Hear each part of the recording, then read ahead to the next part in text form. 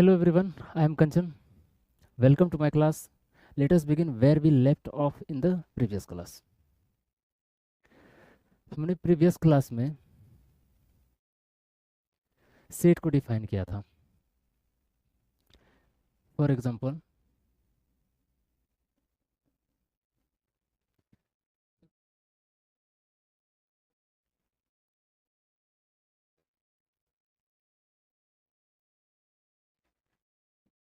This is a set. एक set है. ठीक. मैं एक और एग्जांपल उठाता हूँ.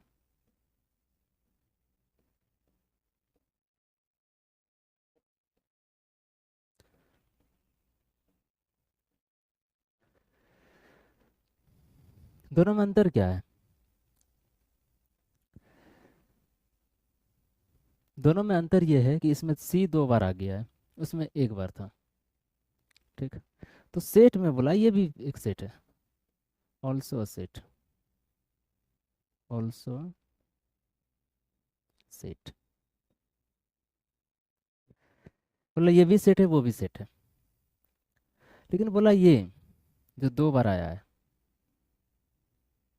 ठीक, एक एलिमेंट 2 बार अपेयर हुआ है, तो बोला ये कॉन्ट्राडिक्ट कर देगा. कैसे? एग्जांपल लेते हैं रियल लाइफ से. क्या एक आदमी एक ही टाइम पर, ठीक, 2 जगह एग्जिस्ट कर सकते हैं? No, never. ठीक. तो वही बात बोला कि एक ही एलिमेंट एक टाइम पर 2 प्लेस को एक्वायर नहीं कर सकता है. ठीक. तो बोला ये क्या करें तब इसको? बोला ये फॉल्स हो गया. ठीक. ये फॉल्स काउंटिंग हो जाएगा, यहाँ पर ये फॉल्स एलिमेंट एक बन गए. ठीक. तो बोला एक से अधिक बार यदि कोई एलिमेंट आता है तो उसको एक बार ही करना है, लिखना है. ठीक. तो ये क्या हो जाएंगे? ऐसे ही काउंट होंगे. This is equal to the previous one. ये क्या हो गया? ए ही बन गया. तो ये और ये दोनों क्या थे? इक्वल थे. ठीक. दोनों इक्वल, एक ही है. तो ये भी सेट, वो भी सेट. तो ऐसा अगर है, पहले इसको इस फॉर्म में लिखेंगे. जो एलिमेंट एक से अधिक बार आया होगा उसे हम एक बार लिखेंगे, उसके बाद हम उसे आगे की ओर काउंटिंग करेंगे. ठीक. तो बोला यहाँ से एक सेट का एक फिल्टर डेफिनेशन बना. क्या बना?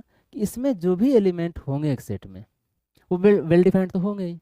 फर्स्ट ऑफ ऑल वो वेल डिफाइंड हो, प्लस क्या हो, वो डिस्टिंक्ट ऑब्जेक्ट्स हो. उसमें जो ऑब्जेक्ट्स होंगे वो अलग अलग होंगे. ठीक. तो यहाँ से अगर मैं एक फिल्टर डेफिनेशन बनाऊं सेट का, तो वो क्या बनेगा? वो ये बनेगा, set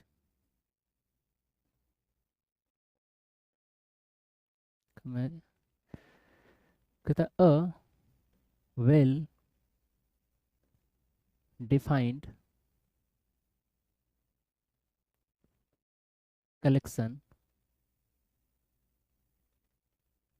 collection of of distinct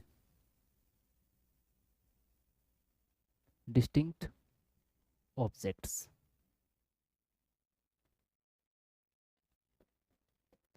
ये सेट का एक फिल्टर डेफिनेशन बना. ठीक. इसका यूज यहाँ पे है.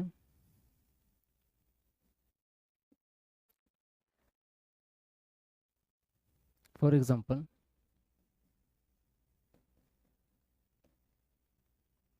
अब यदि ऐसा लिखा हुआ है,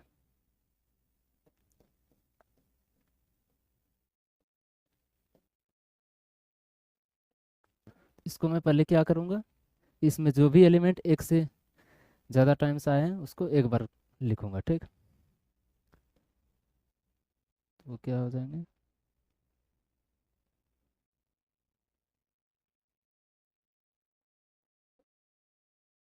1,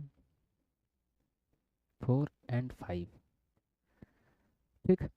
अब मैं इसको आगे लेके चलूंगा. पहले इसको इस फॉर्म में लिखूंगा, ओरिजिनल शेप इसको दूंगा मैं इस सेट को. उसके बाद मैं इस पे आगे करूंगा कुछ भी. अब यहाँ से इसके आगे कॉन्सेप्ट आता है क्या? काउंटिंग एलिमेंट्स का, कि इसमें कितने एलिमेंट्स है. ठीक. तो चलते हैं इसके आगे, काउंटिंग का कॉन्सेप्ट देते हैं।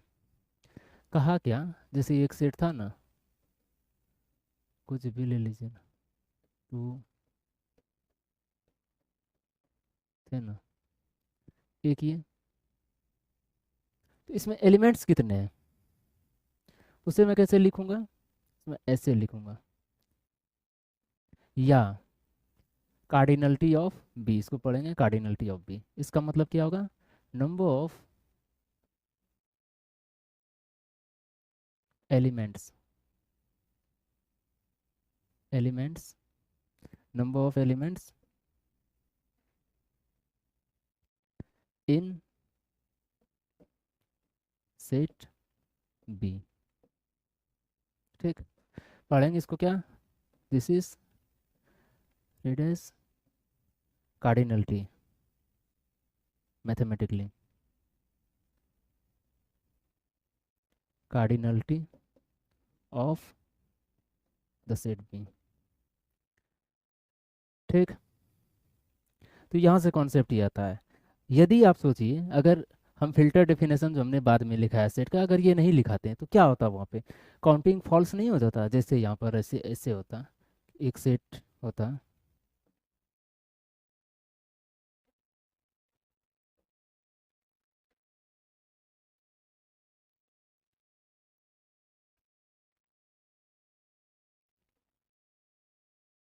जैसे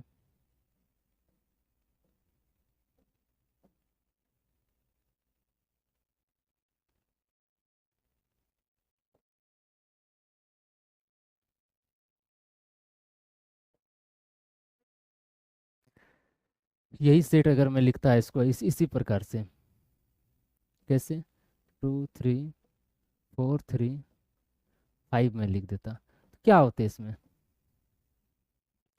तो 3 2 बार काउंट हो जाता, एक ही एलिमेंट एक से ज़्यादा बार, और ये एग्जैक्टली है क्या, ये this is nothing but what, 2 3 4 5, यही तो है, दिस इज बी।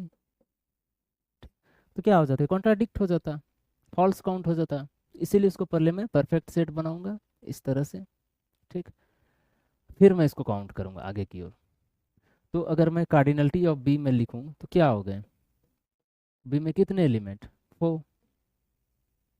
ठीक, ऐसे होता तो यहाँ पे 5 5 हो जाता, जो कि दिक्कत कर देता। ठीक, तो यहाँ से इसलिए ये होता है।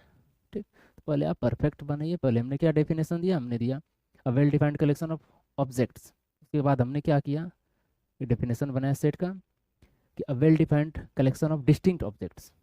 तो इसके आगे ये करने के बाद हम आगे चलेंगे, काउंटिंग करेंगे एलिमेंट्स की, कितने एलिमेंट्स हैं, और उसको हम क्या बोलेंगे, कार्डिनलिटी मैथमेटिकली। ठीक, तो अब आगे चलते हैं,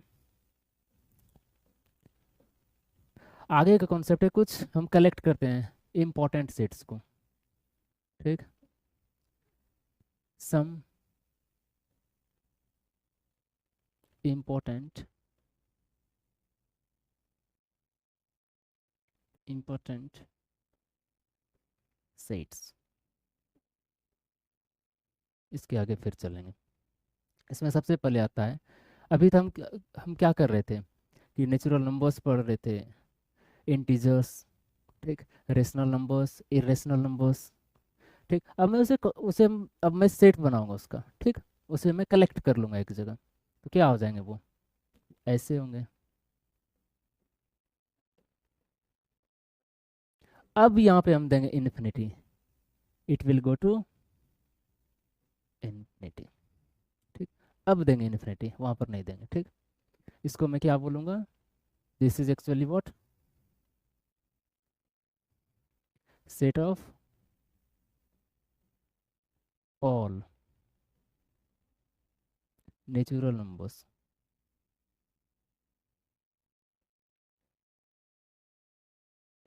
इसको मैं लिखूंगा कैसे, ऐसे, रिप्रेजेंटेशन सेट का। फिर उसके बाद आता है इंटीजर्स का।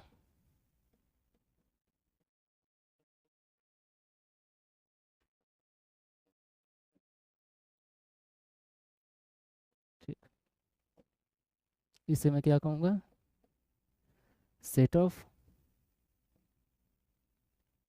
All integers. ठीक, इसका रिप्रेजेंटेटिव कैसे होगा, ऐसे, आइदर दिस और ऐसे, आई, जेड और आई। ठीक, ये हो गए। इसके आगे,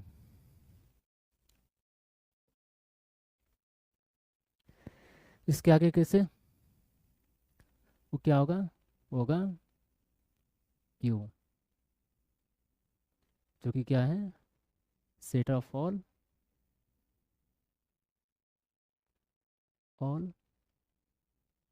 रेशनल रेशनल नंबर्स। ठीक, इसमें कैसे कलेक्ट करेंगे, इसमें मैं कलेक्ट करूँगा p divided by q, where p q belongs to z and q can't be zero. p q में भी डिस्टिंक्ट हो भी सकता है, नहीं भी होगा। ठीक, q जीरो नहीं होगा। इस तरह का फॉर्म क्यों है सामने लिखा, ये शॉर्टेस्ट फॉर्म है सेट को लिखने का, जो बड़ा बड़ा सेट है। ठीक, इसको सेट बिल्डर फॉर्म बोला है, आगे पढ़ेंगे। इस तरह से लिखने का रीज़न ये था, क्योंकि आप अगर 2 पॉइंट उठाते हो ना, 1 उठा लेते हो, 1.1 उठा लेते हो, इसके बीच बहुत सारे रेशनल्स हैं, इनफाइनाइट रेशनल्स हैं। ठीक, I am not telling uncountable, I am telling only infinite rationals are present there, between them infinite rational numbers है।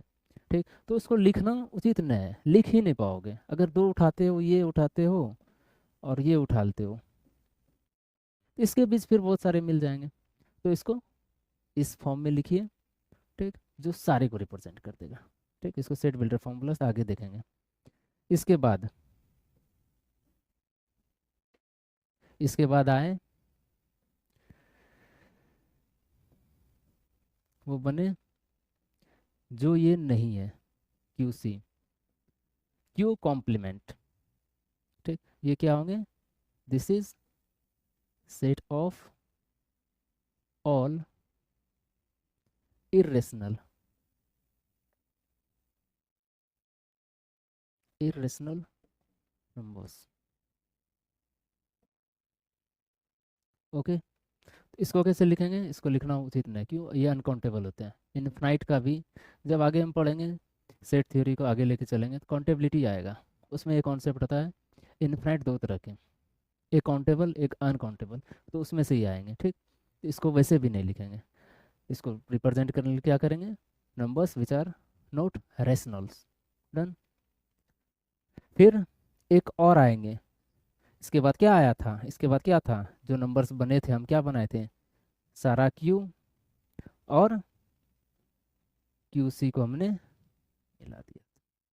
ठीक, इसको ऐसे कर लेना,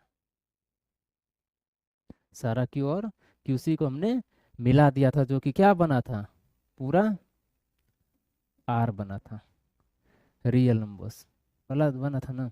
तो मिलाने को ऐसे हम रिप्रेजेंट करेंगे। ठीक, इसको आगे पढ़ेंगे, अभी सोच लीजिए ये दोनों का ये क्या है, यूनाइट वर्जन है। ठीक, मतलब Q union Q C is R, R is what, set of all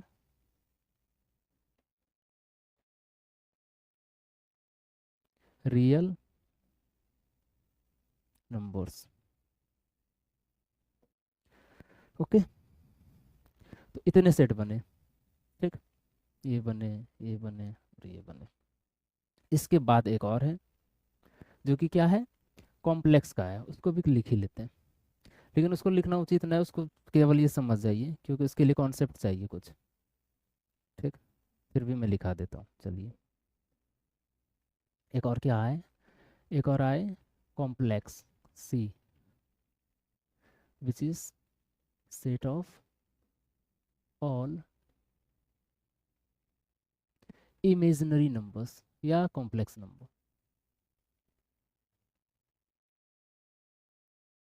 imaginary numbers या कॉम्प्लेक्स नंबर, जो भी बोलिए। इसका हम बताए होंगे, इसका किस फॉर्म में आएगा, वो आएगा इस फॉर्म में लिखाएगा, A plus iota B, where A B will be belonging to what, the set of all real numbers. ठीक, इसका इस प्रकार से बनेगा। इसको आगे और एक्सप्लेन करेंगे जब कॉम्प्लेक्स पढ़ेंगे। ठीक, चलते हैं आगे। ये थे कुछ इंपॉर्टेंट सेट जो कि हमने कलेक्ट कर लिया, ये आगे काम देगा। ठीक,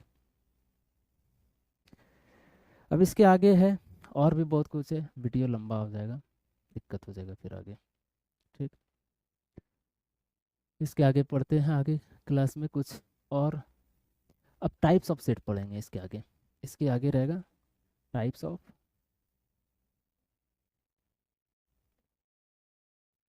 सेट, सेट के टाइप्स पढ़ेंगे इसके आगे। ठीक, बहुत ही क्लियर है, अगर शुरू से स्टार्टिंग से आप देखते हैं जितने भी लेक्चर्स अभी तक हुए हैं, सारा चीज़ क्लियर है, साफ सुथरा है। इसको अच्छे से देख लीजिए, सारा समझ में आ जाएगा। ये बेस्ट वे है, आई थिंक इससे बेस्ट नहीं हो सकता। ठीक, तो इसको यहीं ख़त्म करते हैं, आगे मिलते हैं आगे क्लास में। धन्यवाद।